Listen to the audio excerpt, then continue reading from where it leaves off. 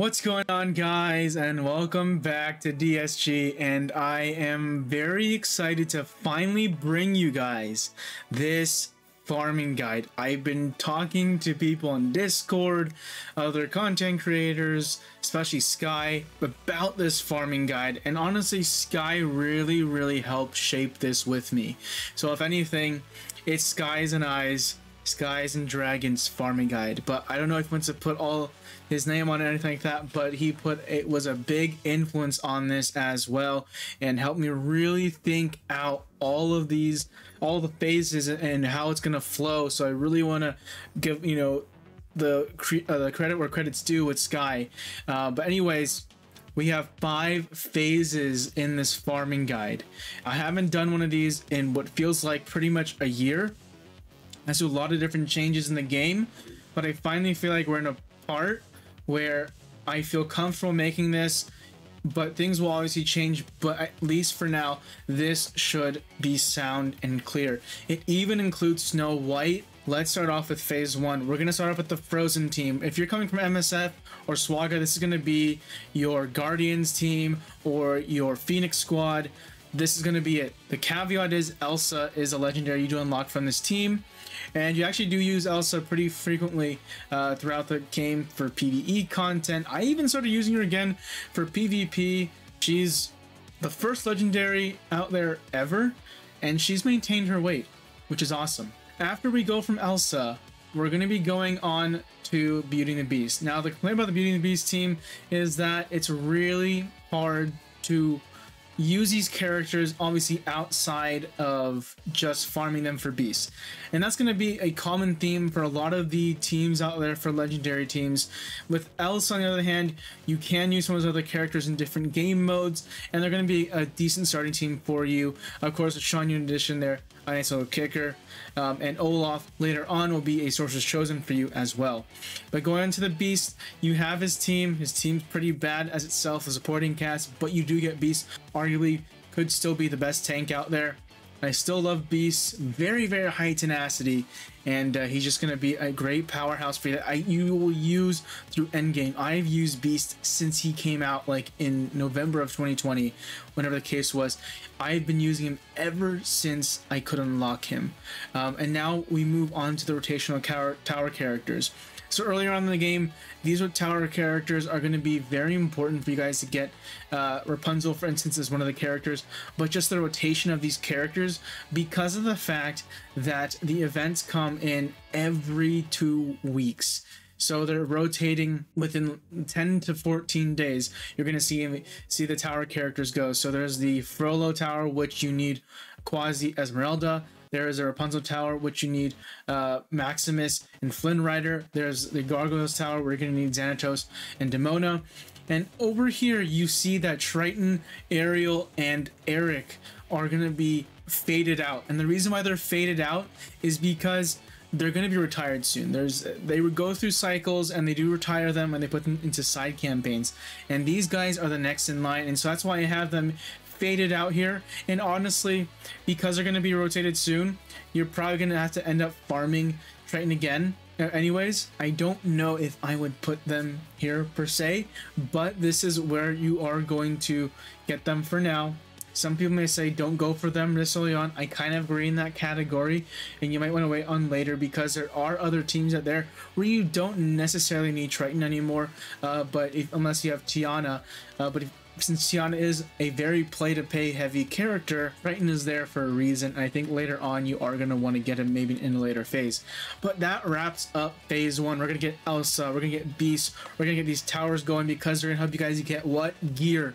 That's the biggest part of the rotational tower characters, is the gear from their events. You're going to want to farm gear through there, especially if you're early on in the game. You may want to hoard or just get some droplets and whatnot, but you also want to get the T7 gear when it is available to you later on in the game. Now, let's move on to phase 2. And in phase 2, we have here a mixture of raid tunes. We have 2 legendaries in the middle there, and then Ascension campaign. So the key raid tunes, this is where you're going to be very viable for some of those mid-tier clubs once you get some of these key raid tunes over here. Why? Because you're going to be able to do the Forbidden Depths raid with them. You also have some some characters in here that are going to be used for teams in the Siege and Olympus raid. That's why it's very important to get some of these characters earlier on, because they're going to make you look viable for some of the clubs out there that are going to start doing their Siege and Olympus runs. But of course, you're going to need some teams and characters to back it up. Moving on, I am very bullish on Snow White, and I think you're going to want to get her.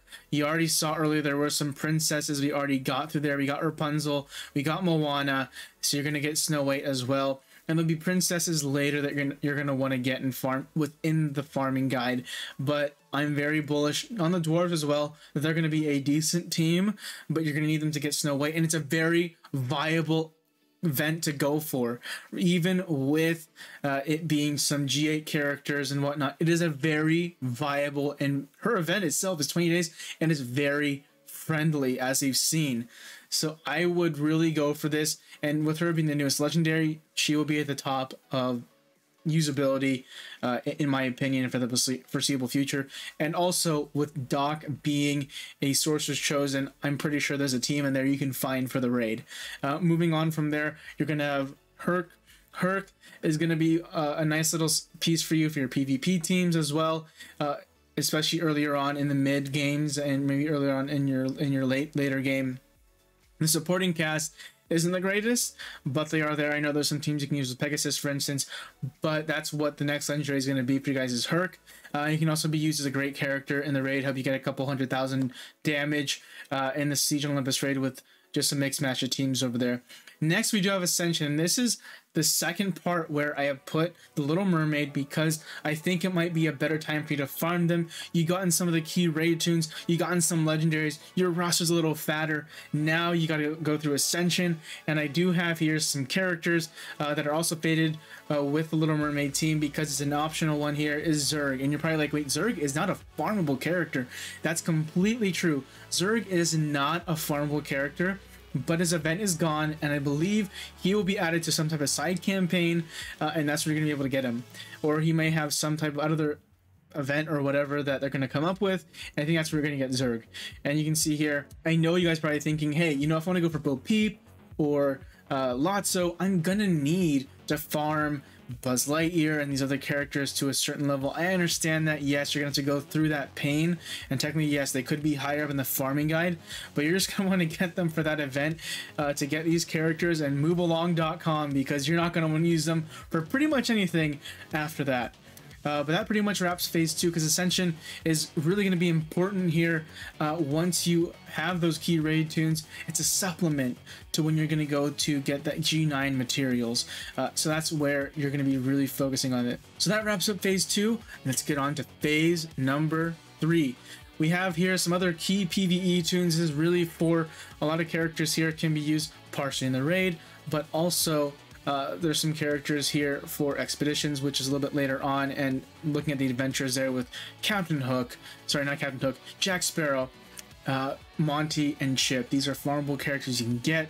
I highly recommend you guys get them, because you're going to need the Adventurers team. The Adventurers team, there's not many that are farmable. A lot of them are still pay to play, and it's just a difficult one to do. I do see in the future where Frank Wolf or not Tiana, but Lily could be added. Actually, Lily as well could be added to the tournament exchange, but that's a different conversation for later on.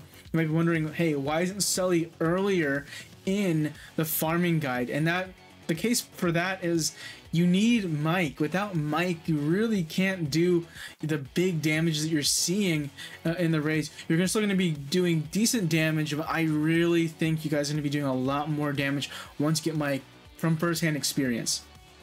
Next, you see here is Maleficent. Maleficent is another great character. The two characters that are missing from here in this list, because you already farmed them earlier, are Mrs. Potts and Shan Yu. So the rest of the characters here are going to be farmable in mainly some tourney exchange and grand campaign, and you do have Maleficent. That's going to be the reward you get when you unlock Maleficent from here. She's also you're gonna get some tokens from the milestones throughout the game and achievements. She's gonna be a nice PvE character, annoy the crap out of people, and also can be used in the raids as well. And I'm pretty sure in the future she'll find another use in the game. Now we have Baymax, and Baymax is a pretty easy farm. I was able to squeeze in here Hero as well, so Hero can be is going to be farmed earlier, but he's just there as a placeholder to say, hey, if you haven't gone for Hero yet, maybe you skipped him, this is where you want to get him because you're going to need them for Baymax. You have 3 characters here that are elite battle farms, and Gogo here is the sole Grand Campaign farm because Hero can be at the return exchange, but if you want to supplement and also get from the Grand Campaign farms, you're more than happy to. But this pretty much wraps up Phase 3. At this point, you've farmed a good amount of the roster of the game so far, and you have a lot of decent teams and strong characters. I think maybe some of the later game players, like, why don't you move Maleficent a little bit earlier in the farm?